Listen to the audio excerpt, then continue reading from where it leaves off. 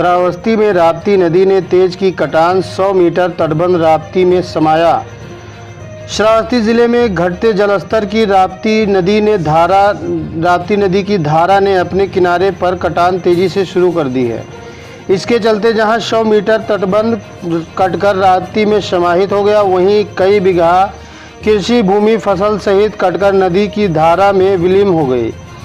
नदी की धाराएं तेजी से कटान कर रही हैं, जिसे देखकर कछार वासियों की धड़कनें बढ़ रही हैं। नेपाल सहित पहाड़ों पर बरसात के बाद राप्ती नदी का जल स्तर खतरे के निशान के करीब पहुंच गया था, जो अब धीरे धीरे घट रहा है। राप्ती नदी की धाराओं ने अपने किनारे पर कटान तेजी से कर दी है। इसके चलते जमनाहा तहसील क्षेत्र के ग्राम भवानी नगर परसिया के मजरा परसिया के स्थित परसा डेहरिया तिलकपुर तटबंध 100 मीटर कटकर राप्ती नदी में समाहित हो गया।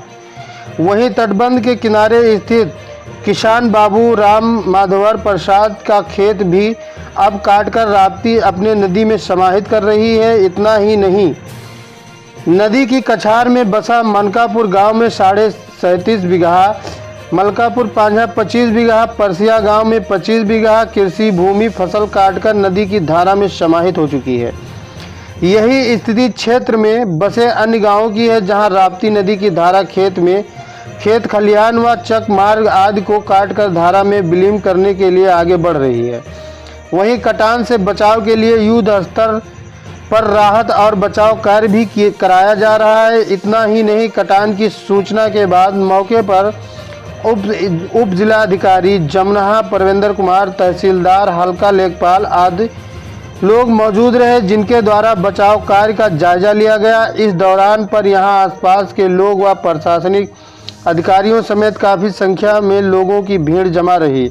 हालांकि प्रशासनिक अधिकारियों द्वारा लगातार प्रयास किया जा रहा है। वहीं कुछ दिन पूर्व जिला अधिकारी टीके शिबू ने भी मौके पर पहुंचकर जायजा लिया और सभी को आवश्यक दिशा निर्देश दिए थे।